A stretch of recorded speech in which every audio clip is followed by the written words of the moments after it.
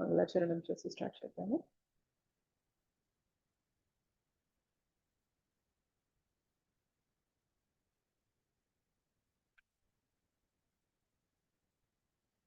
ఓం అజ్ఞానతిమిరాంధస్య జ్ఞానాంజనశలాకయా చక్షురున్మీలితం येन తస్మై శ్రీగురవే నమః. శ్రీచైతన్యమనోభీష్టం స్థాపితం येन భూతలే స్వయం రూపः తదా మహ్యం దదాతి స్వపదాంతికం.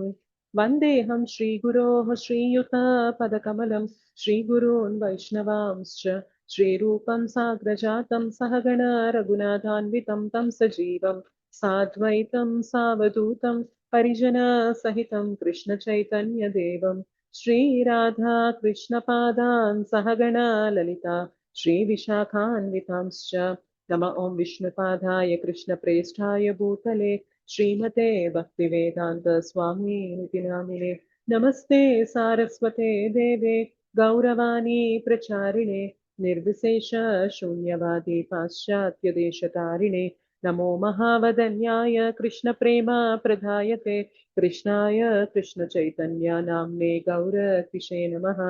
हे कृष्णा करुणा सिन्धो दीनबन्धो जगत्पते गोपेश गोपिका कान्त राधा कान्त नमोऽस्तुते.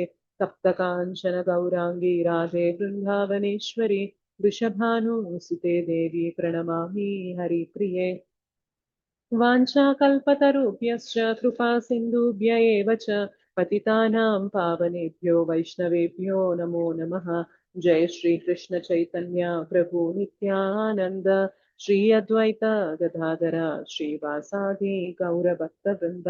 हरे कृष्णा कृष्ण कृष्ण हरे हरे हरे राम राम राम हरे हरे. जय जय श्री चैतन्य जय नित्यानंद जय अद्वैत चंद्र जय गौर भक्त वृंद. ओम नमो भगवते वासुदेवाय. ओम नमो भगवते वासुदेवाय. ओम नमो भगवते वासुदेवाय. मुखं करोति वाचालं पङ्गुं लङ्घयते गिरिं यत्कृपातमहं वन्दे श्रीगुरुं दीनकारुणं परमानन्दमाधवं श्रीचैतन्य ईश्वरम्. गुरवे गौरचन्द्राय राधिकाय तदालये कृष्णाय कृष्णभक्ताय तद्भक्ताय नमो नमः. श्री श्री राधा मदन मोहन जी की जय. श्री श्री गौरनिताय की जय. श्री श्री जगन्नाथ बलदेव सुभद्रा मैया की जय. जगत गुरु पतित पावन श्रील प्रभुपाद की जय. श्रील गुरुदेव की जय. अनंत कोटि वैष्णव वृंद की जय. श्रीमद् भगवद गीता की जय. निताय गौर प्रेमानंदे हरि हरि बोल.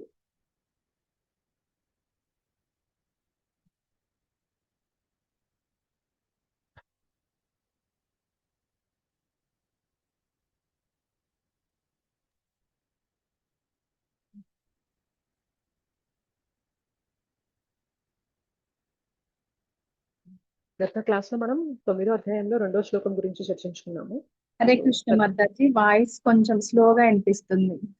ఇప్పుడు వినిపిస్తుందా మాతాజీ? ఇప్పుడు బెటర్ అయిందా? ఇప్పుడు కొంచెం బెటర్ మాతాజీ. ఓకే, మిగిలిన వాళ్ళకి ఓకేనా? Okay okay fine. Okay, thank you. ఇప్పుడు మైక్ అడ్జస్ట్ చేశాను, అసలు క్లియర్ అయిపోయింది. గత క్లాస్ లో మనం 9వ అధ్యాయం అనేది మొదలు పెట్టాము. అందులో 2వ శ్లోకం అనేది మనకి 108 ఇంపార్టెంట్ శ్లోకాస్ లో మొదటి శ్లోకం కాబట్టి అది చర్చించుకున్నాము. సో చదివారా భాష్యం అనేది? ఆ రోజు అనుకున్నాం చాలా పెద్ద భాష్యము, మీరు చదవండి అని చెప్పి అనుకున్నాము. ఎస్ మాతాజీ, చదువుదాం. గుడ్ మాతాజీ. ఎవరైతే చదవలేదో దయచేసి ఒకసారి చదవండి. చాలా వివరాలు అనేవి అందులో ఇచ్చారు. ఇవాళ మనం నెక్స్ట్ శ్లోకంలోకి వెళ్దాము.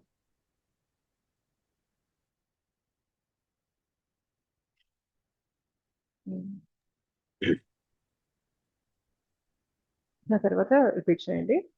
మయా తతమిదం సర్వం మయా తతమిదం సర్వం మయా తతమిదం సర్వం మయా తతమిదం సర్వం జగదవ్యక్తమూర్తినా జగదవ్యక్తమూర్తినా జగదవ్యక్తమూర్తినా జగదవ్యక్తమూర్తినా మత్స్థాని సర్వభూతాని మత్స్థాని సర్వభూతాని మత్స్థాని సర్వభూతాని మత్స్థాని సర్వభూతాని న చాహం తేషు అవస్థితః న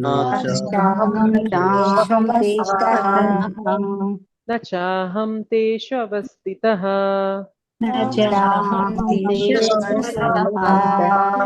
మయా తదమిదం సర్వం జగదవ్యక్తమూర్తినా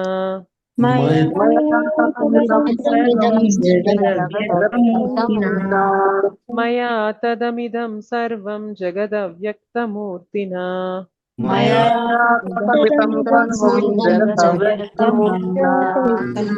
మత్స్థాని సర్వభూతాని న చాహం తేష్వస్థితః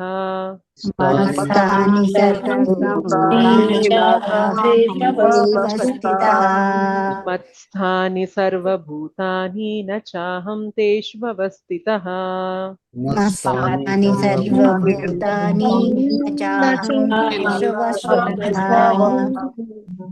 మయా తతమిదం సర్వం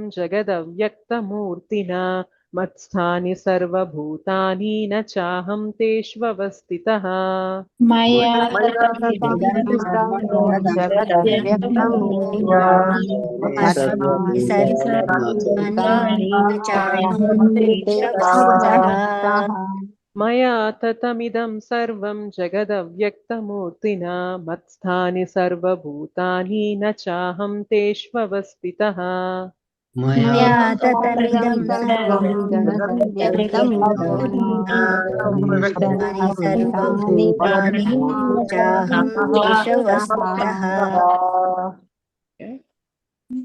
అనురాధ మాతాజీ శ్లోకం చదువుతారా? హరే కృష్ణ మాతాజీ. హరే కృష్ణ. మయా తతమిదం సర్వం జగదవ్యక్తమూర్తినా మత్స్థాని సర్వభూతాని న చాహం తేష్వస్థితః. జై గురు. సరోజ మాతాజీ శ్లోకం చదువుతారా మీరు కూడా? హరే కృష్ణ మాతాజీ. ధన్యవాద ప్రణామ మాతాజీ. శ్రీలక్ష్మీ జై. మయా తతమిదం సర్వం జగదవ్యక్తమూర్తినా మత్స్థాని సర్వభూతాని న చాహం తేష్వస్థితః. మాతాజీ. హరే కృష్ణ. సౌమ్య మాతాజీ మీరు కూడా శ్లోకం చదవండి. హరే కృష్ణ మాతాజీ. మయా తతమిదం సర్వం జగదవ్యక్తమూర్తినా మత్స్థాని సర్వభూతాని న చాహం తేష్వస్థితః. హరే కృష్ణ మాతాజీ. హరే కృష్ణ. కమలా కుమారి మాతాజీ అనువాదం చదవండి మాతాజీ. హరే కృష్ణ మాతాజీ. హరే కృష్ణ.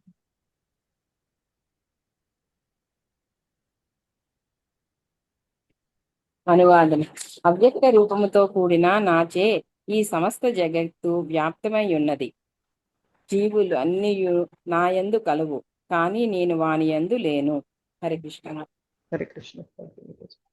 శ్రీ పద్మ మాతాజీ భాష్యం చదువుతారు. హరే కృష్ణ మాతాజీ. దండాత్ ప్రణామం.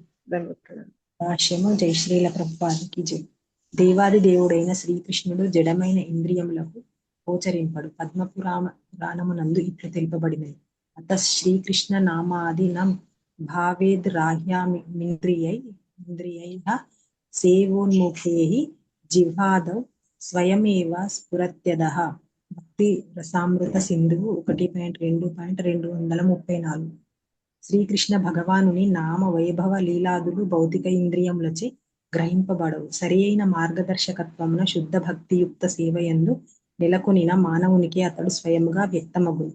కనుకనే ప్రేమాంజన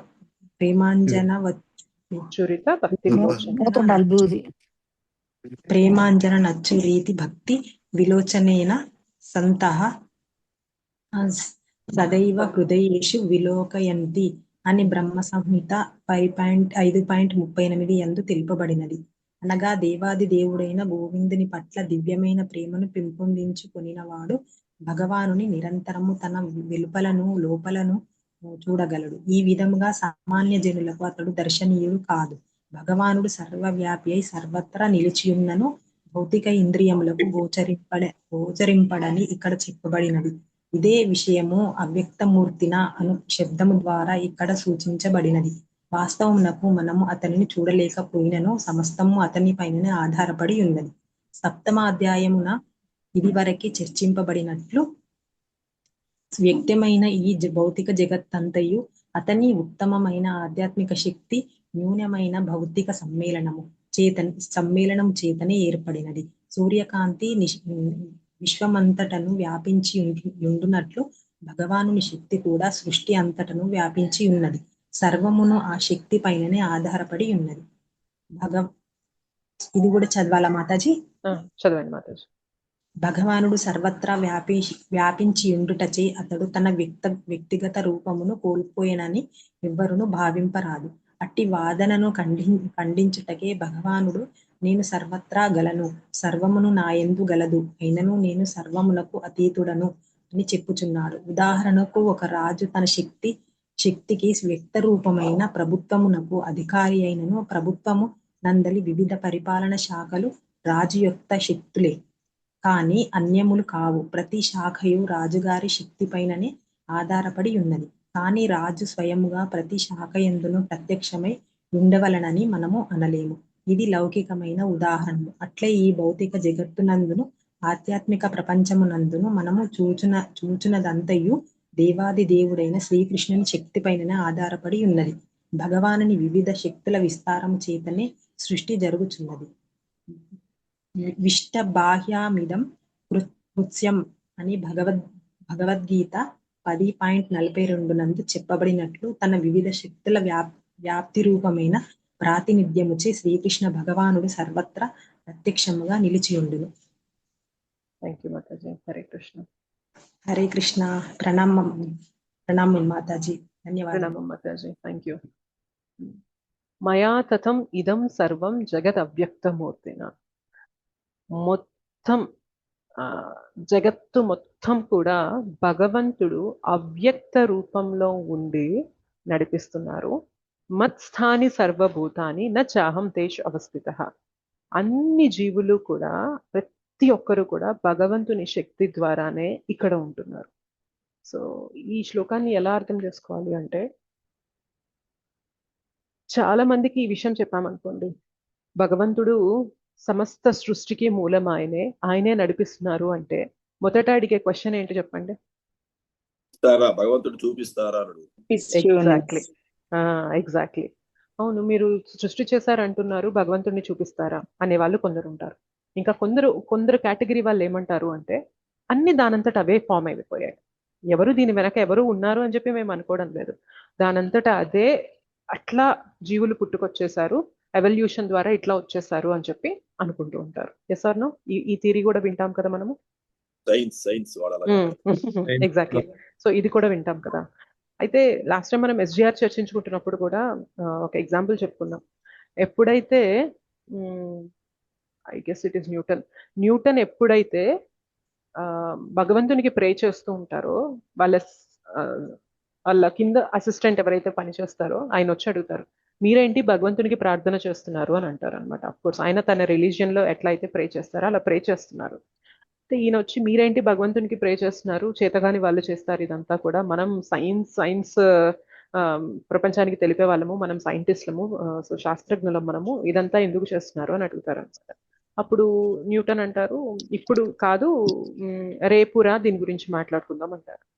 సో రేపు ఆయన అసిస్టెంట్ ఎప్పుడైతే న్యూటన్ దగ్గరికి రాబోతుంటారో అప్పట్లోపు న్యూటన్ ఏం చేస్తారు అంటే, మొత్తం మన గ్రహాలు ఉంటాయి కదా, సూర్యుడు చుట్టూ మనకి గ్రహాలు, నవగ్రహాలు కూడా తిరుగుతూ ఉంటాయి కదా, అదంతా కూడా ఆ సిస్టమ్ అంతా అరేంజ్ చేసి పెడతారనమాట. ప్లానెటరీ సోలార్ సిస్టమ్, ప్లానెట్స్ అన్ని కూడా పెట్టి అట్లా అరేంజ్ చేసి పెడతారనమాట.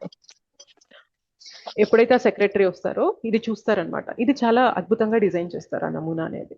చూసినప్పుడు చాలా అద్భుతంగా ఉంది, ఇది చాలా బాగుంది, ఇది ఎవరు చేశారు ఇది అని అడుగుతారనమాట. అప్పుడు అంటారు, ఎవరు చేసేది ఏంటి, దానంతట అదే వచ్చింది అంటారు. అప్పుడు అడుగుతారు ఈయన, దానంతట అది ఎలా వస్తుంది, నిన్న వచ్చాను నిన్న లేదు కదా, మరి ఇవాళ పొద్దున వచ్చేసరికి ఉన్నది అంటే ఎవరో ఒకళ్ళు ఇక్కడ తయారు చేసి పెట్టబట్టే కదా ఇక్కడ ఉన్నది, దానంతట అది ఎలా పుట్టుకొస్తుంది అని అన్నారనమాట. అప్పుడు చెప్తారనమాట న్యూటన్, కళ్ళ ముందు కనిపిస్తున్న ఒక చిన్న నమూనాకే ఎవరో దీన్ని తయారు చేసి పెట్టారు అని నమ్ముతున్నావు అంటే, జస్ట్ ప్రోటోటైప్ నమూనా, అది జస్ట్ అలా ఒక చిన్న బొమ్మలాగా తయారు చేసి పెట్టారు. అలాంటిది ఇంత విశ్వం నడుస్తుంది అంటే దీని వెనక విశ్వాన్ని నడిపించే వ్యక్తి లేకుండానే నడుస్తుందా అని క్వశ్చన్ అడిగినప్పుడు అసిస్టెంట్కి అర్థమైందనమాట. మనం ఏదైతే మూలం ఉందో దాన్ని వదిలేసి మనం ఎంత వెతికినా కూడా మన రీసెర్చ్ అంతా కూడా ఇన్కంప్లీట్, మనం ఎంత పరిశోధన చేసినా కూడా అది సంపూర్ణం అవ్వదు. రైట్, ఆ విషయం తెలుసుకుంటారనమాట. సో చాలా మందికి ఈ భావన ఉంటుంది, అన్ని కూడా వాటంతట అవే ఫామ్ అయిపోయాయి, దీని వెనక ఎవరు ఉన్నారు అని మేమైతే ఏమనుకోము అని అంటారు. సో ఇట్లా రెండు రకాల కేటగిరీ, రెండు రకాల వాదనలు మనం వింటూ ఉంటాం.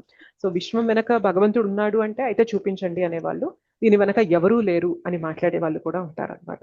సో కొంచెం ఇంటెలిజెన్స్ పెడితే ఇప్పుడు ఎలా అయితే ఈయన తెలుసుకోగలిగారో, ఇంత సృష్టి ఇంత టైమ్లీగా పొద్దున్నే సూర్యుడు ఉదయిస్తున్నాడా, పొద్దున్నే సూర్యుడు అస్తమిస్తున్నాడా మనకి చెప్పండి. ఉదయిస్తున్నాడు.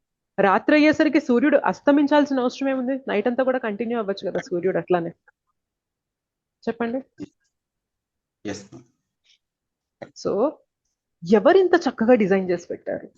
అండ్ మనం ఏదన్నా ఒక వస్తువు వేస్తే అది ఆటోమేటిక్ గా కిందకి పడిపోవాలి, అలాంటిది ఎన్ని గ్రహాలు అట్లా తేలుతూ వాటి కక్షలో అవి తిరుగుతూ ఉన్నాయి అంటే వాటిని నడిపించే శక్తి గల వ్యక్తి ఎవరో ఉండబట్టే కదా అవి అలా తిరుగుతున్నాయి. ఎస్ ఆర్ నో చెప్పండి. ఏదో ఒకటి, ఇప్పుడు జస్ట్ ఈ ఫోనే ఉంది, ఈ ఫోనే నేను ఇట్లా గాల్లోకి వేసాను అనుకోండి, తిరుగుతూ ఉంటుందా? పైకేస్తే వచ్చి నా తల మీద పడుతుంది, రైట్? సో ఇంత చిన్న వస్తువే కొంచెం లాజికల్ గా ఆలోచిస్తేనే ప్రతిదీ కూడా గురుత్వాకర్షణ శక్తి ద్వారా ఇట్లా లాగైబడుతుంది. మరి ఇన్ని గ్రహాలు వాటి కక్షలో అవి తిరగేలాగా ఎవరు చేస్తున్నారు? టైంకి సూర్యోదయం అయ్యేలాగా ఎవరు చేస్తున్నారు? టైంకి సూర్యాస్తమయం అయ్యేలాగా ఎవరు చేస్తున్నారు? సీజన్స్ ఇలానే వచ్చేలాగా ఎవరు చేస్తున్నారు? కాలాలు ఇలా వచ్చేలాగా ప్రతిదీ కూడా. సో పంటలు పండేలాగా ఎవరు చేస్తున్నారు? మనకి ఆక్సిజన్ గాలిలో వచ్చేలాగా ఎవరు చేస్తున్నారు? నీరు, వర్షపు నీరు ఆవిరయ్యే ప్రక్రియ లేదనుకోండి మనం బ్రతకగలం. ఆలోచించండి, మంచినీళ్ళు ఎలా వస్తున్నాయి మనకి చెప్పండి. ఎంత గొప్ప సృష్టి చూడండి భగవంతునిది. సముద్రం నీటిని ఆవిరి చేసి ఉప్పు కింద కుంచేసి నీరు మాత్రం పైకి వెళ్ళిపోయి మేఘాలు ఫామ్ అవ్వడం ఏంటి? ఆ మేఘాలు సకాలంలో వచ్చి వర్ష రూపంలో పడడం ఏంటి? అవి మళ్ళీ వెళ్ళి నదుల్లో కలవడం ఏంటి? ఆ నదులన్నీ మళ్ళీ ఫైనల్ గా సముద్రం దగ్గరికి రావడం ఏంటి? మళ్ళీ ఆ సముద్రంలో నీరు పైకి వెళ్ళి మేఘాలుగా ఫామ్ అవడం ఏంటి? ఎంత గొప్ప సృష్టి ఆలోచించండి. దీని వెనక సృష్టికర్త లేకుండా ఉంటారా? ఎగ్జాక్ట్లీ. మానవులకేమో ఆక్సిజన్ కావాలి, ప్రాణవాయువు కావాలి, రైట్? మనం కార్బన్ డైఆక్సైడ్ ని వదిలేస్తాం. కార్బన్ డైఆక్సైడ్ ని తెలుగులో ఏమంటారు? Really sorry, carbon dioxide.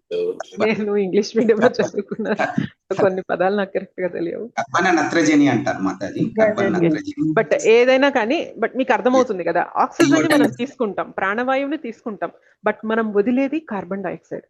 భగవంతుడు ఎంత చక్కగా సృష్టి చేశారంటే, ఒకవేళ ప్రతి జీవి కూడా ఆక్సిజనే కావాలి, కార్బన్ డైఆక్సైడే వదలాలి అంటే సమతుల్యత ఉంటుందా? ఆలోచించండి. ఉండదు. కానీ భగవంతుని సృష్టి ఎంత చక్కగా ఉందంటే, చెట్లకేమో కార్బన్ డైఆక్సైడ్ కావాలి, ఆక్సిజన్ రిలీజ్ చేస్తున్నాయి. మనమేమో ఆక్సిజన్ ని తీసుకుంటున్నాం, కార్బన్ డైఆక్సైడ్ రిలీజ్ అవుతుంది. సో సృష్టిలో ఇద్దరి సమ్మేళనం పెట్టి భగవంతుడు దాన్ని అలా మెయింటైన్ చేస్తున్నారంటే, అంటే బేసిక్ గా అలా మెయింటైన్ చేయబడుతుందంటే వెనక సృష్టికర్త లేకుండా ఇలా ఇట్లాంటి డిజైన్ జరిగిద్ది. ఆలోచించండి. జరగదు. ఎగ్జాక్ట్లీ. సో బేసిక్ థింగ్స్ మనం చూస్తేనే మనకు అర్థమవుతుంది అనమాట. దీని వెనక ఎంత గొప్ప వ్యక్తి, ఎంత శక్తి గల వ్యక్తి, ఎంత ఉదార స్వభావం ఉన్న వ్యక్తి ఉన్నారు కాబట్టే ఇంత చక్కటి సిస్టమ్ ఇవ్వగలిగారు. మనం చాలా ఇన్వెన్షన్స్ చేస్తూ ఉంటాం. ఓకే, భగవంతుడు గొప్పవారే అని ఒప్పుకుంటున్నాం మాతాజీ, మనకేమి, మనం కూడా ఇన్వెన్షన్స్ చేస్తున్నాం కదా అంటారు. మనం చేసే ఇన్వెన్షన్స్, మనం చేసే ఆవిష్కరణల వల్ల బెనిఫిట్ కన్నా కూడా ఏదైతే ఏమంటారు కాలుష్యం పొల్యూషన్ ఉంటుందో అది ఎక్కువ ఉంటుంది. అవునా కదా చెప్పండి? అవును మాతాజీ. బెనిఫిట్ మనకి మేబీ 10%, 20%, 30% జరిగితే దాని వల్ల వచ్చే సైడ్ ఎఫెక్ట్స్ మనకి 70%, 80%, 90% సైడ్ ఎఫెక్ట్స్ ఉంటున్నాయి. అవునా కదా చెప్పండి? మన ఇన్వెన్షన్స్ ఇలా ఉంటున్నాయి, కానీ భగవంతుని సృష్టి చూడండి, ది పర్ఫెక్ట్ క్రియేషన్ అన్నమాట. ఇంత పర్ఫెక్ట్ క్రియేషన్ వెనక క్రియేటర్ లేకుండా ఉంటారా? ఆలోచించండి. ఇంపాసిబుల్ అన్నమాట. కొంచెం తెలివి, కొంచెం ఇంగితం పెడితే మనకు అర్థమైపోతుంది. సంభవ్ మన జీవితంలో మనకు అంత ఆలోచించే సమయం ఉండదు, తీరిక ఉండదు. ఇవంతా ఎందుకు ఆలోచిస్తారు? మనకి ఏమొస్తుంది, ఇది ఆలోచిస్తే మనకేమైనా రూపాయి వస్తుందా అని అనుకుంటాం కానీ, బట్ కొంచెం కొంచెం లాజికల్ గా కొంచెం ఆగి ఆలోచిస్తే ఎంత చక్కగా సృష్టి చేశారు భగవంతుడు, ఎంత చక్కటి సృష్టి చేశారు భగవంతుడు అని మనకు అర్థమవుతుంది అనమాట. రైట్? ఇప్పుడు చూడండి, నీరు అంత ఫ్రీగా భగవంతుడు ఇస్తున్నాడు, ఆక్సిజన్ అంత ఫ్రీగా భగవంతుడు ఇస్తున్నాడు. పంటలు భూమిలో నాటితే అవి చక్కగా పెరిగి మనకి మనం ఏవైతే సర్వైవ్ అవ్వాలో, మనకు ఆహారం కావాలో అవన్నీ ఇచ్చేలాగా భగవంతుడు అరేంజ్ చేశారు. ఇంత చక్కటి సిస్టమ్ ఆయన కాబట్టి అరేంజ్ చేశారు. సో దీని వెనక సృష్టికర్త ఉన్నారు అని తెలుసుకున్నవాడే నిజమైన ఇంటెలిజెంట్ పర్సన్. రైట్? సో ఏదో మన చేతికి మన ప్లేట్ లోకి ఆహారం ఏమన్నారు మాతాజీ? వర్డింగ్ ఏదో వాడారు, పదం వాడారు భగవంతుడి సృష్టి గురించి అంటూ, ఇంగ్లీష్ లో పదం ఏదో వాడారు. ఇన్ని విషయాలు గమనించి తెలుసుకున్న వ్యక్తినే నిజమైన తెలివిగల వ్యక్తి కదా ప్రభుజీ. సో ఏదో మన ప్లేట్ లో ఆహారం వచ్చి పడిందా, మనం తిన్న తర్వాత అది అరిగిందా, మనం నడుస్తున్నామా, జగత్తు నడుస్తుందా అని వదిలేస్తే అది పెద్ద ఇంటెలిజెన్స్ కాదు. మనకి హ్యూమన్ ఇంటెలిజెన్స్ ఇచ్చింది అందుకు కాదు. మనం ఆలోచించాలి, గమనించాలి, ఇంట్రోస్పెక్ట్ చేయాలి. ఏం జరుగుతుంది, ఎవరు నడిపిస్తున్నారు ఇదంతా అని తెలుసుకున్నప్పుడు మనకి క్లారిటీ వస్తుంది అనమాట. శాస్త్రాలు ఏవైతే చెప్పాయో 100% పక్కా పర్ఫెక్ట్ అని మనకి అర్థమైపోతుంది. Yes or no? చెప్పండి. ఎగ్జాక్ట్లీ. సో కొంచెం మనం ఆ little bit of common sense పెట్టి మనం గమనించినట్లయితే వి విల్ బి కన్విన్స్డ్ దీని వెనక ఖచ్చితంగా భగవంతుడి శక్తి ఉంది. ఒక వ్యక్తి ఉన్నారు, ఆ వ్యక్తి నడిపిస్తున్నారు. బట్ ఆ వ్యక్తి తన శక్తి రూపంలో సమస్తం నడిపిస్తున్నారు, కానీ ఏం చెప్తున్నారంటే నేను అవ్యక్త రూపంలో ఉంటాను, నన్ను అందరూ చూడలేరు. ఎందుకంటే మనం చాలా కలుషితం అయిపోయి ఉన్నాం డియర్ డివోటీస్. భగవంతుణ్ణి చూడాలి అంటే చాలా ప్యూరిఫై అవ్వాలి మనం. ఓకే, మన భౌతిక ఇంద్రియాలతో ఆధ్యాత్మికమైన దాన్ని మనం చూడలేము. భగవంతుణ్ణి పక్కన పెట్టండి, భగవంతుని అంశ అయిన మనల్ని మనం చూసుకోగలుగుతున్నామా? బేసిక్ గా ఆత్మని మన కళ్ళతో మనం చూసుకోగలుగుతున్నామా చెప్పండి? లేదు. కానీ కొంచెం కామన్ సెన్స్ పెట్టినప్పుడు మనకు అర్థమైంది, ఒక శవానికి ఒక బ్రతికున్న వ్యక్తికి డిఫరెన్స్ ఏంటి. సమస్తం ఉన్నాయి. బ్రతికున్న వ్యక్తికి కాళ్ళు, చేతులు, తల అన్ని సమస్తం ఎగ్జాక్ట్ అట్లానే ఉంది, చనిపోయిన వ్యక్తికి అలానే ఉన్నాయి. మరి ఏది మిస్ అయింది అని కొంచెం కామన్ సెన్స్ పెడితే అర్థమవుతుంది. ఆ డ్రైవింగ్ ఫోర్స్, ఆ లివింగ్ ఫోర్స్ ఏదైతే జీవం ఉన్నదో లోపల అది వెళ్ళిపోయింది. ప్రాణం, జీవం అంటున్నామే అదే ఆత్మ అని అర్థమవుతుంది. Yes or no? సిమిలర్లీ ఇంత జగత్తు నడుస్తుంది అంటే దీని వెనక భగవంతుని శక్తి ఉన్నది. ఆ విషయం కూడా మనం అర్థం చేసుకోగలగాలన్నమాట. రైట్? బట్ అవ్యక్తం అనమాట. మనల్ని ఎలా అయితే మన భౌతికమైన ఇంద్రియాలతో మనల్ని ఎలా అయితే చూసుకోలేకపోతున్నామో ఇవే భౌతికమైన ఇంద్రియాలతో భగవంతుడిని చూడలేము. ఎందుకంటే ఆయన సచ్చిదానంద స్వరూపము. మనవి అర్త్, వాటర్, మనం ఏమంటాము, భూమి, అగ్ని, వాయువు, ఆకాశము, పంచభూతాలతో తయారు చేయబడిన ఈ శరీరం, ఈ ఇంద్రియాలతో సచ్చిదానంద స్వరూపమైన భగవంతుడిని మనం చూడలేము. దానికి ప్రాసెస్ ఉంది. అదే భక్తి మార్గము. భక్తి మార్గంలో ముందుకెళ్లే కొద్దీ ఏమైతుంది అంటే బయట లోపల సమస్తం భగవంతుడే కనిపిస్తారు. రైట్? ఇవాళ మనకి కనిపించట్లేదు, తెలుసుకుంటున్నాం. అందుకే భగవంతుణ్ణి చూడడానికి పద్ధతి ఏంటి అంటే ఫస్ట్ కళ్ళతో చూడాలని పరితపిస్తూ ఉంటాం. జనరల్ గా మనకి ఇది అలవాటు. ప్రతిదీ కూడా కళ్ళతో చూసి నేను నమ్ముతాను, కళ్ళతో చూసి నేను తెలుసుకుంటాను అనుకుంటూ ఉంటాం. కానీ భగవంతుని విషయానికి వచ్చేసరికి, శాస్త్రాల విషయానికి వచ్చేసరికి ఎలా అవుతుంది అంటే కళ్ళతో చూడడం తర్వాత జరిగింది. చెవుల ద్వారా, ఎగ్జాక్ట్లీ హియరింగ్, చెవుల ద్వారా మనం తెలుసుకోవాలి. చెవుల ద్వారా ఎప్పుడైతే తెలుసుకుంటామో ఇక్కడ రియలైజేషన్ మొదలైంది అనమాట హృదయంలో. అప్పుడు ఆటోమేటిక్ గా ఆ ప్రాసెస్ ఏదైతే ఫాలో అవుతామో కళ్ళకి భగవంతుడు ఆ దృష్టి ఇచ్చేస్తారనమాట. అర్జున కూడా మొదట విన్నారు భగవద్గీతని, విన్న తర్వాత అగ్రి చేసిన తర్వాత 10వ అధ్యాయంలో అడుగుతారు, నాకు నీ విశ్వరూపాన్ని, 11వ అధ్యాయం, నాకు నీ విశ్వరూపాన్ని చూడాలనుంది కృష్ణ అని చెప్పి. అప్పుడు భగవంతుడు దివ్య దృష్టిని ఇస్తే ఆ దివ్య దృష్టి ద్వారా భగవంతుని విశ్వరూపాన్ని చూడగలిగారు అనమాట. సో మనం ఎంత మూర్ఖంగా భగవంతుడు నాకు కనిపిస్తే నేను నమ్ముతా, కనిపిస్తే నేను నమ్ముతా, కనిపిస్తే నేను నమ్ముతా అని అనుకుంటూ ఉంటాం. కానీ ఎన్నో ఉన్నాయి మన చుట్టూ, మనకు కనిపిస్తున్నాయో చెప్పండి? ఎన్నో బ్యాక్టీరియా, ఎన్నో వైరస్, ఎన్నో క్రిములు, ఎన్నో జీవులు, ఎన్నో ఉన్నాయి చుట్టూ. మనం అన్ని చూడగలుగుతున్నామా? కానీ దాని ప్రభావాన్ని మనం ఫీల్ అవ్వగలుగుతున్నాం కదా. కరోనా వైరస్ ని చూడగలిగామా మనం? ప్రతి ఒక్కరూ దాని బారిన పడిన వారేనా కాదా చెప్పండి? ఎగ్జాక్ట్లీ. సో సిమిలర్లీ భగవంతుణ్ణి చూడాలంటే ఒక అర్హత కావాలి. మనకి అర్హత లేదు. అర్హత సంపాదించుకునే ప్రాసెసే భక్తి అన్నమాట. బట్ ఒకటి మాత్రం నమ్మాలి, కొంచెం కామన్ సెన్స్ ఉన్నా, శాస్త్రాలపైన విశ్వాసం ఉన్నా మనం నమ్మాలి. ఏంటి అంటే దీని వెనక సృష్టికర్త ఉన్నారు కాబట్టి ఇది ఇలా నడుస్తుంది. రైట్? ఉప్పులో ఉప్పుదనం అలానే ఉండడానికి, ఇవాళ ఉప్పు వేస్తే ఎలా అయితే ఉప్పుదనం ఉందో 4 రోజుల తర్వాత ఉప్పు వేసినా అలానే ఉంటుంది. 4 రోజుల తర్వాత ఉప్పు వేస్తే తీయగా మారింది అనుకోండి, మనకి గందరగోళం అయిపోతుంది. అవునా కదా చెప్పండి? వస్తువుకి ఆ వస్తు శక్తి కూడా భగవంతుడి నుండే వస్తుంది. రైట్? సమస్తం కూడా ఆయనే నడిపిస్తున్నారు. ఆయన శక్తి ద్వారానే నడుస్తుంది. ఆయన శక్తుల ద్వారా నడిపిస్తూ ఆయన మాత్రం తన భక్తులతో ప్రతిస్పందిస్తూ ఉంటారనమాట. అది భగవంతుని యొక్క శక్తి. జనరల్ గా మనకు ఎలా ఉంటది అంటే, మనకి అంత శక్తులు ఉండవు. మనం ఏంటంటే ఏదన్నా పని చేస్తూ ఉంటే అంతవరకే ఉంటాం. మనం ఒక చోటు ఉండి మన శక్తుల ద్వారా నడిపిస్తూ మనం వేరే పనులు చేయడం అనేది మనకి కుదరదు. కానీ భగవంతుడు ఎంత స్పెషల్ అంటే, ఇంత సృష్టి కూడా కేవలం ఆయన ఎనర్జీ, ఆయన శక్తి ద్వారా నడుస్తూ ఉంటుంది. ఆయన మాత్రం బృందావనంలో, గోలోక బృందావనంలో, వైకుంఠ లోకాల్లో తన భక్తులతో ఆయన స్పందన ప్రతిస్పందన చేస్తూ వారిరువురి మధ్యన పాస్ టైమ్స్ అనేవి నడుస్తూ ఉంటాయి అన్నమాట. సో భగవంతుడికి ఇక్కడికి వచ్చి స్వయంగా నేనే నడిపించాలి. మనకి ఒక బొమ్మ ఉంటుంది. ఎట్లా అంటే, ఒక వ్యక్తి అట్లా గ్లోబ్ ని పట్టుకొని ఇట్లా తన వీపు పైన పట్టుకొని వెళ్తున్నట్టుగా మీరు ఎప్పుడైనా ఫోటో గమనించారా? జనరల్ గా చాలా మంది టేబుల్స్ పైన పెట్టుకుంటూ ఉంటారు అనమాట దాన్ని. సో ఇట్లా వీపు పైన ఒక వ్యక్తి మొత్తం ప్రపంచాన్ని, మన భూమండలాన్ని మొత్తాన్ని అట్లా గ్లోబ్ ని మోస్తున్నట్లుగా ఉంటది అనమాట ఫోటో. సో అది ఎలా ఉంటది అంటే, చాలా కష్టపడి మోస్తున్నట్లుగా ఉంటది అనమాట. భగవంతుడు అలా కష్టపడాల్సిన అవసరం లేదు. నిజంగా మోసే వ్యక్తికి కష్టపడాల్సిన అవసరం లేదనమాట. రైట్? ఆయన శక్తి ద్వారానే అన్ని నడిచిపోతూ ఉంటాయి. ఆయన మాత్రం ఆయన ఫ్రెండ్స్ తో, గోపి ఫ్రెండ్స్ తో అందరితో ఆడుకుంటూ ఉంటారు. ఆయనకి ఏం కష్టపడాల్సిన అవసరం లేదు. రైట్? అది భగవంతుని యొక్క శక్తి. సో ఈ శ్లోకంలో అదే చెప్తున్నారు అనమాట మనకి. సో మయా తతమిదం సర్వం జగదవ్యక్తం, ఈ జగత్తు మొత్తాన్ని అవ్యక్త రూపంలో నేనే నడిపిస్తున్నాను. సమస్తం కూడా నా శక్తి ద్వారానే నడుస్తుంది.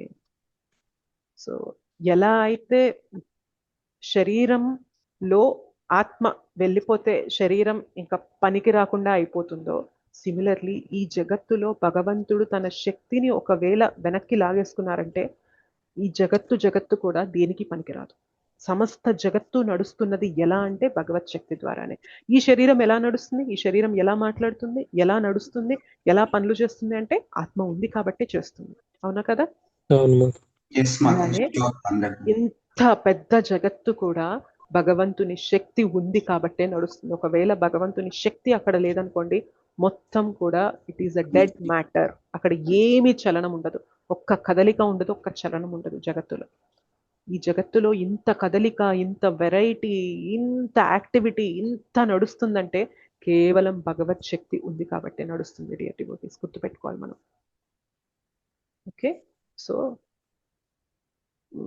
ఎవరైనా క్వశ్చన్ అడిగినా కానీ మనం ధైర్యంగా చెప్పాలి, ఇంత సృష్టి వెనక సృష్టికర్త ఉన్నారు, ఆయనే దేవాది దేవుడు, భగవంతుడు కృష్ణ. ఆయన్ని చూపించు అంటే చెప్పాలి. ప్రైమ్ మినిస్టర్ ని చూడాలంటే మనకి ఈజీగా దొరుకుతారా చెప్పండి? ద ప్రైమ్ మినిస్టర్ నేను తీసుకెళ్ళి చూపిస్తారా అని చెప్పి తీసుకెళ్తామా మనము? లేదు కదా. సో మనం ఏం చేయాలంటే, ఫస్ట్ ఆయన పిఏ దగ్గర అపాయింట్మెంట్ తీసుకొని, నాకు ప్రైమ్ మినిస్టర్ గారు అపాయింట్మెంట్ కావాలి, ఎప్పుడు కుదురుతుంది అంటే, next 2 months 3 months completely packed, నువ్వు కావాలి అంటే 3 months తర్వాత నన్ను కాంటాక్ట్ అవ్వంటారు. అవునా కదా చెప్పండి? అది కూడా మనకి చాలా కాంటాక్ట్స్ ఉండి చెయ్యగలిగితే ఇదంతా అవుతుంది. లేదంటే అసలు మనం అప్రోచ్ అవ్వడం కూడా మనకి కుదరని పని, రైట్? అలాంటిది దేవాది దేవుణ్ణి, ఇంత జగత్తుని సృష్టించిన వ్యక్తిని నా కళ్ళ ముందుకు రా నిన్ను చూస్తాను అంటే అంత ఈజీగా వచ్చేస్తారా? ఒకవేళ వచ్చినా మనం చూడగలుగుతామా? మనకు ఆ శక్తి ఉందా చెప్పండి, రైట్? సో మనం అంత అధమంగా ఉన్నాం అన్నమాట. ఆ అధమమైన స్థితి నుండి కూడా భగవంతుణ్ణి చూడగలిగే ప్రాసెస్ ఏదన్నా ఉంది, ఆ భగవంతుణ్ణి చూసే అర్హత ఏదన్నా మనకి వస్తుంది అంటే మాత్రం కేవలం భక్తి ద్వారానే వస్తుంది.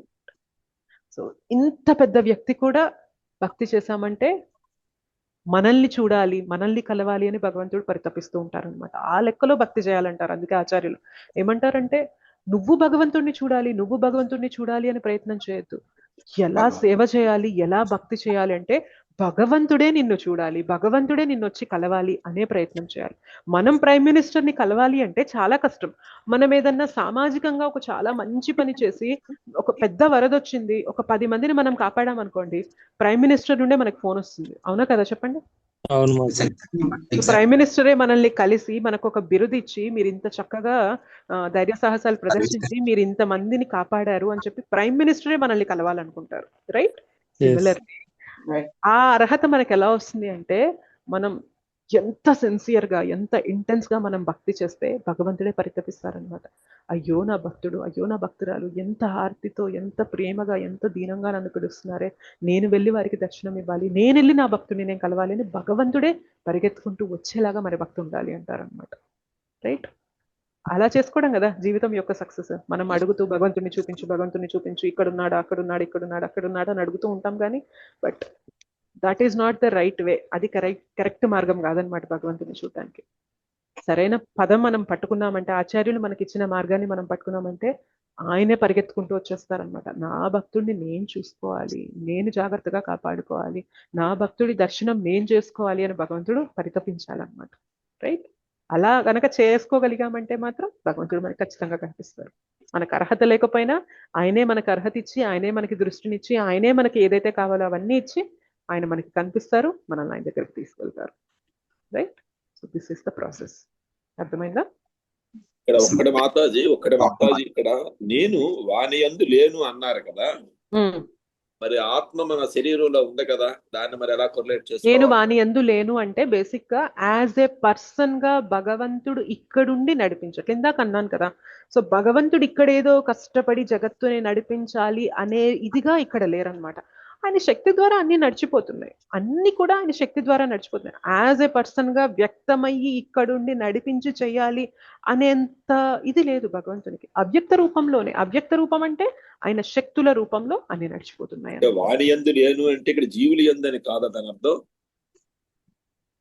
జగదవ్యక్తమూర్తిన అంటే వాని యందు లేను అంటే బేసిక్ గా జీవులు అని తీసుకోవచ్చు ప్రభుజీ. కానీ నేను వాని యందు లేను అంటే దీని అర్థం ఎలా చేసుకోవాలంటే, నేను యాజ్ ఏ పర్సన్ గా ఉండి, యాజ్ ఏ వ్యక్తిగా ఉండి నడిపించాల్సిన అవసరం లేదు అని. మాతాజీ అంటే పరమాత్మ రూపంలో ఉంటారు కానీ భగవాన్ రూపంలో ఉండరు అని అర్థం చేసుకోవాలా మాతాజీ? అలా కూడా అర్థం చేసుకోవచ్చు మాతాజీ. పరమాత్మ ఏంటి అంటే మనతో, ప్రతి ఒక్కరితో పక్కన సహచరిగా ఉంటారు. ఆయన మనం ఏం చేస్తూ ఉంటామో జస్ట్ చూస్తూ ఉంటారు అంతే, రైట్? సో కానీ భగవంతుని యొక్క శక్తుల ద్వారా ఈ జగత్తు నడుస్తూ ఉంటుంది. భగవంతుడే పరమాత్మగా ఉంటారు, కానీ పరమాత్మ మనం ఏం చేస్తున్నామో అని గమనించే ఇదిలోనే ఉంటారనమాట, మనకి తోడుగా, ఆత్మకి పక్కగా, రైట్? కానీ భగవంతుని శక్తులు మాత్రం జగత్తుని నడిపిస్తూ ఉన్నాయి, రైట్? అర్థమైందా?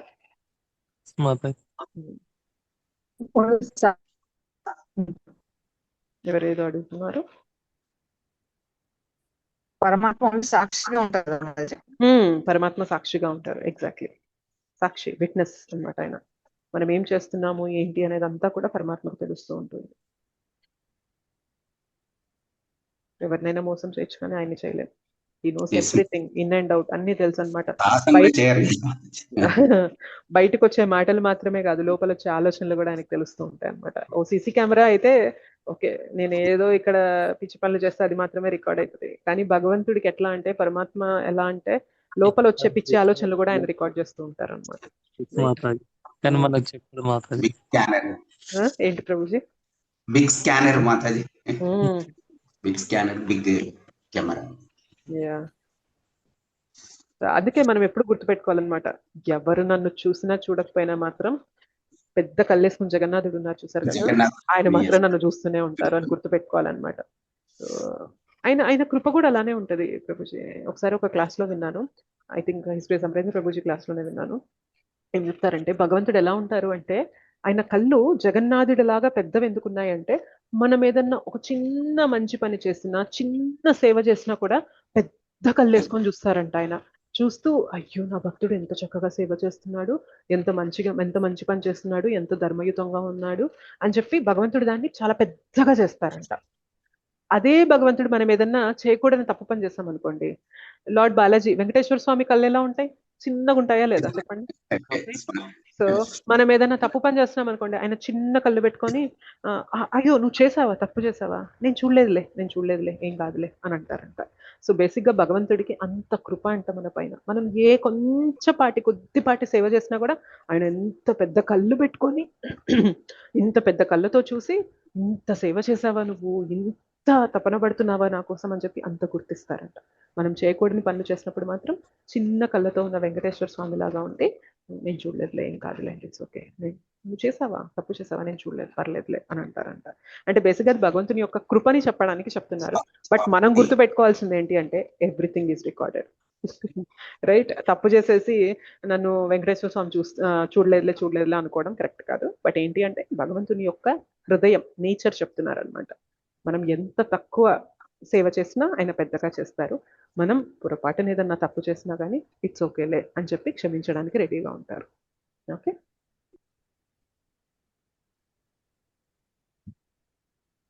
నెక్స్ట్ శ్లోకం చూద్దాము.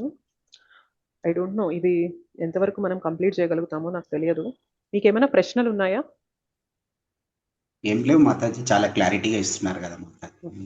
ఓకే, ఇంకేదైనా మీ సాధన రిలేటెడ్ కానీ ఇంకేమైనా ప్రశ్నలు ఉన్నాయా? సో దట్ 2-3 ప్రశ్నలు తీసుకొని మనం క్లాస్ ఎండ్ చేయొచ్చు. లేదు నెక్స్ట్ శ్లోకం చదువుదాము అంటారా? చదువుదాం, కానీ దాని ఎక్స్ప్లెనేషన్ కొంచెం టైం పట్టచ్చు. ఏమంటారు? చెప్పేసేయండి మాతాజీ, కొంచెం బ్రీఫ్ గా చెప్పేసేయండి. Okay fine. నేను వారి ఎందు ఉండను అనేది కొంచెం అది క్లారిటీ కొంచెం చెప్తే బాగుంటుంది. నేను వారి యందు ఉండను అనా? అంటే భగవంతుడు మనలో ఉన్నాడు అని అంటాం కదా, వైవస్వాన రూపంలో ఉన్నాడు, ఆయనే ఉన్నాడు, మనలో చైతన్య రూపంలో ఉన్నాడు, ఎన్ని అంటారు. చైతన్య రూపంలో ఉండబట్టే కదా మనం నడిచేది. అలాంటప్పుడు అహం వైశ్వానలో భూత్వా ప్రాణినామాసం అని చెప్పాడు ఆయనే. మన అన్నం ప్రచారం చేస్తానని చెప్పాడు. ఆయన ఉన్నారని చెప్తున్నారు. ఓ పక్కేమో చైతన్య స్వరూపంగా మనం నడుస్తున్నాం అంటే just because of him, otherwise శవమే. దీనికి సూర్యుడు, సూర్యమండలము ఆ ఎగ్జాంపుల్ తీసుకోవచ్చా మాతాజీ? యాక్చువల్ గా ఏం చెప్పచ్చు అంటే, ప్రభుజీ అడిగిన క్వశ్చన్ కి చూద్దాము. సూర్యుడు, సూర్యమండలం కూడా తీసుకోవచ్చు మాతాజీ. బట్ నేను వాని యందు లేను అంటే ఎలా అర్థం చేసుకోవాలంటే, చాలా మందికి ఇప్పుడు నేను ఈ ప్లేస్ లో ఉన్నాను అంటే నేను వేరే ఊర్లో ఉన్నట్లా చెప్పండి. నేను ఈ ఊర్లో ఉన్నాను అంటే, హైదరాబాద్ లో ఉన్నాను అంటే వేరే ఊర్లో ఉన్నట్లా లేను, రైట్? మనం ఏ స్థానంలో అయితే ఉంటామో ఆ స్థానంలోనే ఉంటాం. వేరే ఊరిలో మనం అక్కడ ఉండం. ఒకవేళ నేను అక్కడ ఉంటే అక్కడే ఉంటాను, ఇక్కడ ఉండను. కానీ భగవంతుడు నేను వాని యందు లేను అంటే అర్థం చేసుకోవాల్సింది ఏంటి అంటే, నేను వారి దగ్గర ఉండి వారిని నడిపిస్తూ ఉంటే నేను అక్కడే ఉంటానేమో, నేను ఇంకెక్కడా ఉండనేమో అని మీరు అర్థం చేసుకుంటారేమో. అలా కాదు, ఇది అలా వర్క్ అవ్వదు. నేను వీళ్ళలో వైశ్వానరో భూత్వా అని చెప్తున్నాం, ఇంత జగత్తుని నడిపించాలంటున్నాం. మరి భగవంతుడు యాజ్ అ వ్యక్తి పర్సన్ గా ఉండి నడిపిస్తుంటే మరి ఆయన వైకుంఠధామంలో ఉంటాడా, గోలోక బృందావనంలో ఉంటారా, ఆయన భక్తులతో ఆయన ప్రతిస్పందిస్తూ ఉంటారా, ఆయన భక్తుల లీలలు అన్ని పార్టిసిపేట్ చేస్తూ ఉంటారా? అవ్వరు కదా. ఆయన ఒక్క ప్లేస్లో ఉంటే ఒక్క ప్లేస్లోనే ఉండాలి. కానీ భగవంతుని విషయంలో అలా కాదనమాట. నేను వాని యందు లేను అంటే నా శక్తుల ద్వారా సమస్తం నడుస్తున్నాయి. అహం వైశ్వానరో భూత్వా, నా శక్తి ద్వారానే వారు తినే అన్నం మొత్తం కూడా, వారు తినే ఆహారం అంతా కూడా పచనం అవుతుంది, శక్తిగా మారుతుంది. అది నా శక్తి ద్వారానే నడుస్తుంది. నా శక్తి ద్వారానే సూర్యుడు ఉదయిస్తున్నాడు, నా శక్తి ద్వారానే సమస్తం ఇక్కడ పంట పొలాలన్నీ పండుతున్నాయి. నా శక్తి ద్వారానే చరాచరం అంతా కూడా ఇక్కడ సృష్టి చేయబడుతుంది. నేను అక్కడ ఉన్నానంటే, అంటే నేను అక్కడ ఉన్నాను అనుకుంటే నేను ఇంకెక్కడా ఉండనని కాదు దాని అర్థం అని భగవంతుడు చెప్తున్నారు. కానీ నేను వాని యందు లేను అంటే, మీరు అందుకనే భాష్యంలో చూస్తే శ్రీల ప్రభుపాదుల వారు సేమ్ ఇదే పాయింట్ చెప్తారు మనకి. చూడండి,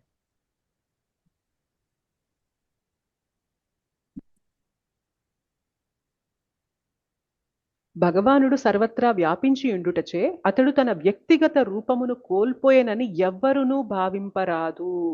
అట్టి వాదనను ఖండించుటకే భగవానుడు నేను సర్వత్రా గలను, సర్వము నా యందు కలదు, అయినను నేను సర్వమునకు అతీతుడను అని చెప్పుచున్నాడు. ఇప్పుడు క్లారిటీ వచ్చిందా? ఈ 2 లైన్స్ చదివితే, నా వ్యక్తిగత రూపాన్ని నేను కోల్పోను. నేను ఇదంతా నడిపిస్తున్నంత మాత్రాన నా వ్యక్తిగత రూపాన్ని, నేను ఇక్కడ ఉన్నాను కాబట్టి నా వ్యక్తిగత రూపం నేను ఇంకా కోల్పోయాను. నేను ఇది నడిపించడానికి అది నడిపించడానికి నేను ఉన్నాను, సో నా వ్యక్తిగత రూపాన్ని నేను కోల్పోయాను అని అర్థం చేసుకోవడానికి లేదు భగవంతుని విషయంలో. అది మనకి వర్తిస్తుంది, జీవులకి వర్తిస్తుంది. మనం చాలా లిమిటెడ్ కెపాసిటీ గల వాళ్ళం కాబట్టి. భగవంతుడికి అలా కాదనమాట. ఆయన శక్తితోనే, ఆయన తలిస్తేనే సమస్తం జరిగిపోతున్నాయి. అర్థమైందా ప్రభుజీ? ఇంకా క్లారిటీ రాలేదా? వాసుదేవం సర్వమిదం అని చెప్పారు కదా, అక్కడికి వాసుదేవం మొత్తం అంతా వ్యాపించి ఉన్నాడు. ఉన్నప్పుడు స్పెసిఫిక్ గా నేను ఇక్కడ లేను అని చెప్పడం ఎందుకు అనేది అది అంటే అదే చెప్తున్నా. మనం ఎలా అర్థం చేసుకోవాలంటే ఇక్కడే ఉన్నాడు అని అర్థం చేసుకోవద్దు. ఆయన దీన్ని నడిపిస్తున్నారు, దాన్ని నడిపిస్తున్నారు, సమస్తాన్ని నడిపిస్తున్నారు. అవును, అంత సర్వవ్యాపకం ఉంటున్నాం కదా. అలాంటప్పుడు నేను మీ యందు లేను అని అన్నప్పుడు ఎలా అనిపిస్తుంది అంటే, నువ్వు ఇదిగా ఉన్నావు, నీ తప్పు మీద అంత చోట ఉన్నాను అన్నట్టుగా. ముందు లైన్ కూడా చూడాలి మనం. అవ్యక్త రూపంతో నేను సమస్త జగత్తుని నడిపిస్తున్నాను. అవ్యక్త రూపం. అవ్యక్త రూపం అంటే వ్యక్తిగా కాదు, అవ్యక్తంగా. వ్యక్తి యొక్క శక్తిని అవ్యక్తం అని చెప్తాం జనరల్ గా, రైట్? వ్యక్తిగా కాకుండా ఆయన శక్తి ద్వారా నడుస్తుంది. ఇప్పుడు రాజు మనకి ఎగ్జాంపుల్ కూడా ఇచ్చారు భాష్యంలో. రాజు తన యొక్క ఆర్డర్స్ ద్వారా రాజపాలన చేస్తూ ఉంటారు. కానీ రాజు నిజంగా అక్కడుండి పాలన చేస్తున్నాడా అంటే ప్రజల దగ్గరకు వచ్చి ప్రతిదీ వాళ్ళకి అన్ని అందుతున్నాయా లేదా అని యాజ్ ఎ వ్యక్తిగా ఉండి నడిపిస్తున్నారా? అక్కడ కాదు. ఆయన ఆర్డర్, ఆయన నోటి నుండి వచ్చిన ఆజ్ఞతో మిగిలిన వాళ్ళందరూ కూడా సమస్తాన్ని నడిపిస్తున్నారు అనమాట. అన్ని జరిగేలాగా చూస్తున్నారు. సేమ్ లాజిక్ మనం భౌతికంగా చూసుకుంటే ఈ ఎగ్జాంపుల్ మనం రిలేట్ చేసుకోవచ్చు. భగవంతుడు యాజ్ ఎ వ్యక్తిగా ఆయన తన భక్తులతో ఉన్నారు. దాని అర్థం అక్కడే ఉన్నారని కాదు, ఈ జగత్తుని వదిలేశారని కాదు. ఆయన శక్తితో జగత్తు మొత్తం నడుస్తుంది. ఆయన మాత్రం ఎప్పుడు తన భక్తులతో లీలలు చేసుకుంటూ ఆయన అలా స్పందించడానికి, భక్తులతో ప్రతిస్పందించడానికి ఆయన చూస్తూ ఉంటారనమాట. అలా మనం అర్థం చేసుకోవాలి. నేను ఇక్కడ లేను అంటే వ్యక్తిగా నేను ఇక్కడ ఉండాల్సిన అవసరం లేదు, నా శక్తితో నడుస్తుంది అంతే. రాజు ఎలా అయితే తన ఆర్డర్స్, తన ఆజ్ఞల ద్వారా నడిపిస్తున్నారో భగవంతుడు తన శక్తుల ద్వారా నడిపిస్తున్నారు అంతే. అవ్యక్త రూపంలో ఇదంతా నడపబడుతుంది. అవ్యక్త రూపంలో నడపబడుతుంది. చైతన్యంగా అన్ని చోట్ల ఉన్నారు. చైతన్యం ఉన్నారు అవ్యక్తంగా. చెప్పండి.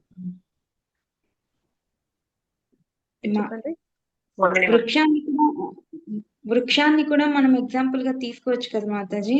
ఆ బ్రాంచెస్ అలాగా వాటి వేర్ల దగ్గర నుంచి మనము నీళ్లు వేసినట్టయితే ఎలా అయితే మొక్క పెరుగుతుందో అలాగా భగవంతుడు కూడా సర్వాంతరయామి, ఆయన శక్తి ద్వారా ఈ లోకమంతా పరిపాలింపబడుతుంది.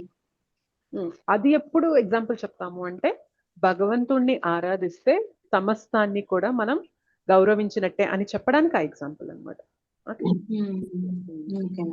బట్ ఇక్కడ ఏంటి అంటే రాజు ఆయన యొక్క శక్తి. శ్రీల ప్రభుపాదుల వారు ఇచ్చేసారు భాష్యంలో మనకి ఎగ్జాంపుల్. అదే మనం భగవంతునికి కూడా వర్తించవచ్చు. ఓకే, రాజుది చాలా చిన్న స్కేల్ అనమాట, భగవంతుడిది అపారమైనంత శక్తి. ఓకేనా? ప్రైమ్ మినిస్టర్ అన్ని చోట్ల ఉండాల్సిన లేదు. రైట్, ప్రైమ్ మినిస్టర్ అన్ని చోట్ల ఉండాల్సిన అవసరం లేదు. రైట్, ప్రైమ్ మినిస్టర్ జస్ట్ ఒక ఇన్స్ట్రక్షన్ ఇచ్చారు. హైదరాబాద్ లో పలానా ఏరియాస్ లో రోడ్లు బాగాలేదు, ఏంటి అట్లా ఉంటే ఎట్లాగా, ఒక ఒక సిటీ క్యాపిటల్ ఇట్లా ఉంటే ఎట్లాగా, మీరంతా కూడా నీట్ గా ఉండాలి, నేను నెక్స్ట్ టైం విజిట్ చేసేసరికి అంతా బాగవ్వాలి అని చెప్పి జస్ట్ ఒక మాట చెప్పారంతే. ఆగ మేఘాల్లో సమస్తం పనులన్నీ జరుగుతూ ఉన్నాయి. సో ఆయన ఉండి నడిపించి ఓకే ఇది ఇలా చేయండి, అది అలా చేయండి, అలా చేయండి, ఇలా చేయండి అని చెప్పాల్సిన అవసరం లేదు. జస్ట్ ఆర్డర్ తోనే అన్ని నడిచిపోతాయి. సిమిలర్లీ భగవంతుడు కూడా అంతే. ఈ జగత్తు ఇలా నడవాలి, ఈ జగత్తు ఇట్లా ఉండాలి అని చెప్పి జస్ట్ అలా ఎనర్జీస్ ద్వారా ఆయన నడిపిస్తున్నారు అంతే. ఆయన అక్కడ పర్సనల్ గా ఉండి నడిపించాల్సిన అవసరం లేదు. ఆయన లీలల్లో ఆయన రమిస్తూ ఉంటారు అంతే. రైట్? ప్రైమ్ మినిస్టర్ ఎలా అయితే తను వేరే బాధ్యతల్లో ఉంటారో జస్ట్ ఆర్డర్ ద్వారానే జరుగుతూ ఉంటాయి భగవంతుడు కూడా.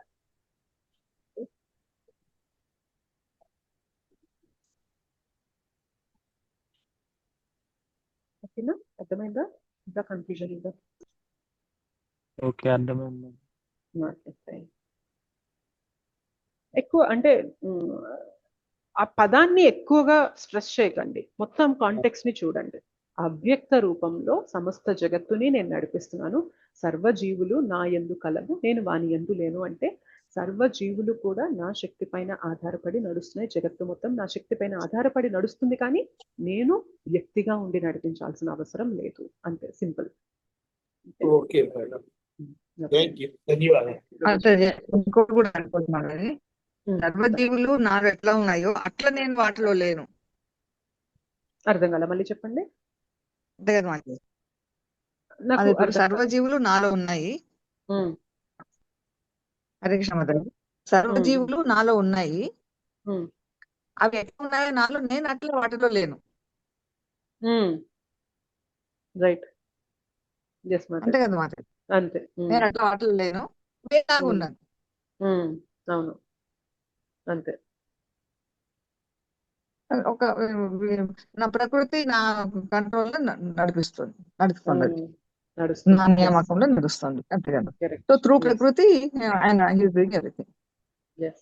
నెక్స్ట్ శ్లోకం మనకి 10th శ్లోకము సేమ్ మీరు చెప్పిన ఇదిలోనే ఉంటుంది. ప్రకృతి, నడిచేవి, నడచనివి, చలనం ఉండేవి, చలనం లేనివి అన్ని కూడా నా శక్తి పైన నడుస్తున్నాయని ఇంకా వివరాలు ఇస్తారు 10th శ్లోకంలో.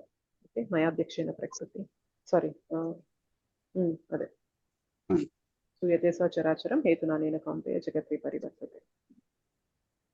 ఈ శ్లోకం మనం తదుపరి క్లాస్ లో డిస్కస్ చేద్దాము. యాక్చువల్గా ఇవన్నీ ఎక్స్ప్లెనేషన్స్ కొంచెం టైం పడతాయి, కొంచెం ఫాస్ట్ గా వెళ్ళిపోయినా మనకు అంత విన్న ఫీలింగ్, చెప్పిన ఫీలింగ్ ఇంకొంచెం సేపు మనం డిస్కస్ చేసుకుంటే బాగుండేది అని అనిపిస్తుంది మనకి. సో మనం టైం తీసుకొని ఓకే. సో నెక్స్ట్ క్లాస్ లో మనం సృష్టి గురించి, తర్వాత దేవుడి గురించి చాలా క్వశ్చన్స్ అడుగుతా ఉంటారు, చాలా ఇంపార్టెంట్.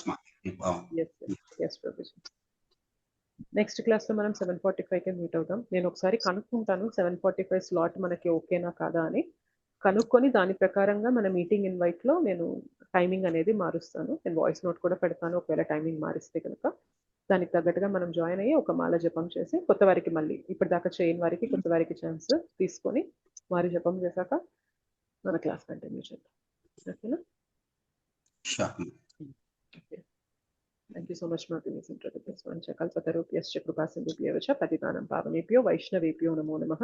అనంత కోటి వైష్ణవ వృంద की जय, श्रील प्रभुपाद की जय, श्रील गुरुदेव की जय, निताय गौर प्रेमानंदे हरि हरि बोल.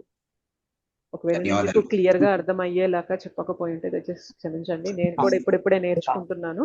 సో నేను ఏవైతే కొన్ని ఇన్ఫర్మేషన్ వేరే సీనియర్ డివోటీస్ ఏవైతే కొన్ని బ్లాగ్స్ రాసుంటారో అవి చదివి అట్లా ఇంకొన్ని డీటెయిల్స్ అనేవి సేకరించి చెప్తున్నాను. మేబీ నేను చెప్పే దాంట్లో మీకు అన్ని వివరాలు ఇంక్లూడ్ అయ్యి ఉండకపోవచ్చు. సో నేను సరిగా చెప్పలేక మీకు కన్వే చేయలేకపోతే మాత్రం దయచేసి దాన్ని క్షమించండి. మీ బిర్యానీ చూపిస్తుంది కానీ మీరు సరిగ్గా ఎక్కువ ఇన్ఫర్మేషన్ ఇస్తున్నారు, అవకాశం ఇస్తున్నారు కనుక ఇంకొంచెం లోతుగా దాని గురించి తెలుసుకుందామని అడగడమే తప్పకుండా మీరు, అంతేగాని మీరు చెప్పకపోవడం కానీ అందులో మా ఇదేం లేదండి. ఎప్పుడు మీరు అలా అది ఆ భావాన్ని అంటే మీ యొక్క వినయం అది సంస్కారం, అంతేగాని అదేం లేదండి. మేమందరం మీ శిష్యులం, మీరు మామూలు తీసుకుంటున్నారు. లేదు శిష్యులు అనే క్వశ్చన్ అసలు ఆ మాట అనొద్దు. మనందరం కలిసి భగవద్గీత నేర్చుకుంటున్నాం. మీరు వినే సేవ చేస్తున్నారు, చెప్పే స్థానంలో మీరు ఉన్నారు. ఎవరైనా కానీ దక్షిణామూర్తి గారు కూడా చెప్పింది అదే. అక్కడ ఆయన స్థానంలో ఉన్నప్పుడు ఆయన ఉన్న స్థానంలో కూర్చోవాలి, శిష్యులు ఇది ఇవ్వాలి ఆయనకి ఆ గౌరవం. అప్పుడే ఆ మీరు చెప్పింది మాకు వంట పడుతుంది. మాకు చెవుల ద్వారా వెళ్ళడం, అది మనసులోకి వెళ్ళడం, అవన్నీ జరగడం ఎప్పుడు ఉంటాయంటే గురుభావం ఉన్నప్పుడే. అది లేనప్పుడు ఏం కాదు. మీరు ఎలా అంటే ఒప్పుకోమే, మీరు ఒప్పుకున్నా ఒప్పుకోకపోయినా మీరు గురువులు మేము ఇది ఉండాలి, ఆ అనుభవం ఉండాలి. చాలా ధన్యవాదాలు మేడం. ధన్యవాదాలు ప్రభుజీ. వినేవారికి ఆ భావన ఉండడం కరెక్టే, కానీ యాజ్ టీచర్ నేను ఇక్కడ కూర్చొని చెప్తున్నప్పుడు మాత్రం ఐ ఫీల్ అంటే ఇది నాకు దొరికిన సేవా భాగ్యం అంతే. మా గురుదేవుల వారు శ్రీల ప్రభుపాదుల వారి కృప వల్ల నేను ఏదో మాట్లాడగలుగుతున్నాను తప్ప ఎలాంటి అర్హత, ఎలాంటి ఎలిజిబిలిటీ ఏమీ లేవు. ఇంకా చాలా మంది ఇక్కడ ఎవరైతే క్లాసెస్ అటెండ్ అవుతున్నారో వాళ్ళు ఇంకా చాలా సిన్సియర్, చాలా మంచి డివోటీస్, చాలా ముందున్న డివోటీస్. వాళ్ళది గొప్ప విషయం అనమాట. కూర్చొని ఇట్లా వినడం అనేది మీ గొప్ప విషయం అంతే. చాలా సార్లు నేను ఫీల్ అవుతూ ఉంటాను అనమాట. అంటే అట్ ద సేమ్ టైం మనకి సేవ వచ్చినప్పుడు వదలకూడదు అనే భావనతో చెప్పే ప్రయత్నం అనమాట ఇది. అంతే తప్ప చాలా విషయాలు నేను చాలా ఇంప్రూవ్ చేసుకోవాలి, చాలా తెలుసుకోవాలి, చాలా అనర్థాలు అనేవి ఓవర్కమ్ చేయాలి భగవంతుని పట్టుకొని. ఈ విషయాలు అనేవి నన్ను నేను చూసుకున్నప్పుడు నాకు అర్థమవుతూ ఉంటాయి. కాబట్టి సో ఆ గురువు అనే పేరు విన్నప్పుడు నాకు చాలా భయం వేస్తుంది అనమాట. అసలు దానికి ఏ మాత్రం కూడా సెట్ అవ్వము అని చెప్పి అనిపిస్తుంది అనమాట. సో గురువు అంటే చాలా గొప్ప వ్యక్తి. ఆయన ఏదైతే చెప్తారో దానికి తగ్గట్టుగా ఆయన జీవిస్తూ ఉంటారు. అనేది గురువు. శాస్త్రాల ప్రకారం బ్రతుకుతారు, శాస్త్రాల ప్రకారం మాట్లాడతారు, శాస్త్రాలే వారి జీవితం అయిపోతాయి అనమాట. బట్ నేను అలా కాదు. మా గురువు గారు చెప్పారు ప్రీచింగ్ చేయమని. సో వారు చెప్పిన ఆజ్ఞకి కట్టుబడి నిలవడానికి చేసే చిన్న ప్రయత్నం అనమాట ఇదంతే. సో అందరూ కూడా నిత్య విద్యార్థులేనండి జీవితం అంతా చివరిదాకా. కాబట్టి మనం నేర్చుకుని చెప్పగలగలేదు అదొక పెద్ద కళ. నేర్చుకున్నది ఇంకో 10 మందికి పంచడం అనేది మనం ప్రచారమే కదా. ముఖ్యంగా మనకి శ్రీకృష్ణ ఇస్కాన్ చైతన్యంలో ఉండేది మన మెయిన్ కాన్సెప్టే చైతన్యం, ప్రచారం. కాబట్టి మీరు చేస్తుంది ఆ గురువుల వారి ఆజ్ఞానుసారం చక్కగా చేస్తున్నాను అంటే అది పూర్వజన్మ సుకృతం. అంతకన్నా నేను ఈ సందర్భంలో చెప్తూ ఏమవుతుందంటే గురువు గారిని మటుకు ముఖంగా ధైర్యం ముందుగా పొగడచ్చు, మిగతా వాళ్ళని కూడా పొగడకూడదు అంటారు. అందుకని అసలు ఇలాంటి మాటలు కూడా మిగతా వాళ్ళతో అనకూడదు మనం. కానీ గురువుని మటుకు ముఖంగా ఆయన ఎదురుగానే ఆయన గురించి చెప్పచ్చు అని శాస్త్రం చెప్తారు. కాబట్టి ఆ ఉద్దేశంతో మిమ్మల్ని అంటారే కానీ అదే కానీ వేరే వాళ్ళు చెప్తూ ఉన్నారు అనుకోండి, ఇంకా మన దానిలో కూడా చాలా మంది మంచి పాయింట్ చెప్తుంటే వాళ్ళని సభాముఖంగా పొగడ్డం అనేది వాళ్ళ భవిష్యత్తు వాళ్ళ అభివృద్ధికి దోహదపడదు, అహంకారం. కానీ గురువు అనే ఉన్నప్పుడు వాళ్ళు తప్పకుండా ఎప్పుడైనా పొగడచ్చు, ముందు పొగడవచ్చు, వెనక పొగడవచ్చు. అని చెప్పినట్టు అన్ని దిక్కుల అర్జున్ చెప్తాడు కదా విశ్వరూపంలో, అసలు ఎటు దండం పెట్టాలో ఆయనకు తెలియదు పాప. ఆయన ముందు పెట్టాలో వెనక పెట్టాలో అసలు ఎక్కువ ఉన్నాడు ఏమిటి పైన కింద అని. ఆ టైప్లో మీకు ఎప్పుడు ఏం చెప్తాం కూడా మనకి తెలియదు కదా. కాబట్టి మీకు ఎదురుగా చెప్తున్నాం అంటే మీకు పొగట్ట కాదు, అది మీకు మేము గుర్తించాం, గుర్తించే శక్తి మాకు ఇచ్చాడు. దానికి నేను భగవంతుడు ధన్యవాదాలు చెప్తున్నాను అంతే. అది సభాముఖంగా చెప్పాను అంతే తప్ప వేరే ఉద్దేశం. Thank you. All glories to Srila Prabhupada, all glories to Srila Gurudev. Thank you, Prabhupada. Thank you so much, Mataji and Prabhuji. తదుపరి క్లాస్ లో మళ్ళీ మనం కలుసుకుందాము. ధన్యవాదాలు.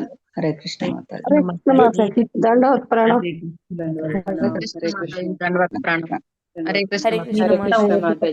ప్రణామం. ఇలా చెప్తున్నారు మాతాజీ. ధన్యవాదములు మాతాజీ. కృష్ణ మీకు ఇంత శక్తిని ఇంకా ఇవ్వాలని మేము కోరుకుంటున్నాం మాతాజీ. Thank you. అందరూ బ్లెస్ చేయండి. వైష్ణవులు బ్లెస్ చేస్తే అది మార్నింగ్ క్లాస్ లో చెప్పినట్టు భగవంతుడు ఖచ్చితంగా దాన్ని తీరుస్తారు. మీరు చక్కగా బ్లెస్ చేయండి. నాకు అదొక్కటి చేయండి. చక్కగా మీరు జపం చేస్తున్నారు, మీరు బ్లెస్ చేస్తే కృష్ణ దాన్ని తీరుస్తారు అనమాట. మాతాజీ ఏదైతే చెప్తున్నారో అది జీవితంలో పాటించాలి. అండ్ మాతాజీకి ఇంకా ప్రీచింగ్ చేసే శక్తిని, బుద్ధిని ఇవ్వు కృష్ణ అని ప్రే చేయండి. నేను కూడా మీ అందరి తరఫున ప్రే చేస్తాను. ఓకేనా? కృష్ణుడు అంత అనుగ్రహం బట్టే ఇంత చెప్పగలుగుతున్నారు మాతాజీ. కృష్ణుడు అనుగ్రహం ఇవ్వగలరు, తీసేయగలరు కూడా మాతాజీ. ఆయన ఏదైనా చేయగలరు అనమాట. చాలా అనుగ్రహం ఇచ్చారు మాతాజీ. అందుకే చిన్న వయసులో కూడా మీరు అంత బాగా చెప్పగలుగుతున్నారు. ప్రభుపాదుల వారి అనుగ్రహం, కృష్ణ అనుగ్రహం మీరు పూర్తిగా పొందారు మాతాజీ. హరే కృష్ణ. హరే కృష్ణ. Thank you Mataji. ధన్యవాదాలు. హరే కృష్ణ. Thank you. హరే కృష్ణ మాతాజీ. హరే కృష్ణ మాతాజీ.